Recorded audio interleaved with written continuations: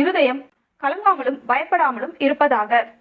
இங்க சமாதானத்தை அவர் நமக்காக வைத்திருக்கிறார். அவருடைய சமாதானத்தை நமக்காக வைத்திருக்கிறார். அவர் உயிர்த்தெழுந்து பரமேறி போகும்போது தம்முடைய சமாதானத்தையே நமக்கு கொடுத்து விட்டார். அதனால நாம இன்னைக்கு கலங்கி கொண்டிருக்க தேவையில்லை. உலகம் கொடுக்கிற சமாதானம் போலியானது, அதில் எந்த பிரயோஜனமும் இருக்காது. ஆனால் இயேசு கிறிஸ்துவின் மூலம் வருகிற சமாதானமோ மெய்யான சமாதானம்.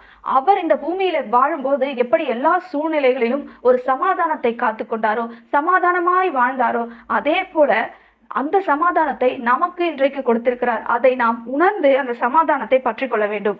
நம்ம எதை குறித்தும் கலங்காமல் எல்லா பிரச்சனைகளின் சூழ்நிலையிலும் சமாதானத்தோடு இருக்க கற்றுக்கொள்ள வேண்டும். இயேசு எப்படி அந்த புயலிலும் பெருங்காற்றிலும் அந்த படகிலே சமாதானத்தோடு தூங்கி கொண்டிருந்தாரோ, அதே போல நாமும் சமாதானமாக இருக்க கற்றுக்கொள்ள வேண்டும். ஒரு இடத்துல அநேகருக்கு போஜனம் கொடுக்க வேண்டும் என்று சொன்ன போது 5 அப்பமும் 2 மீன்கள்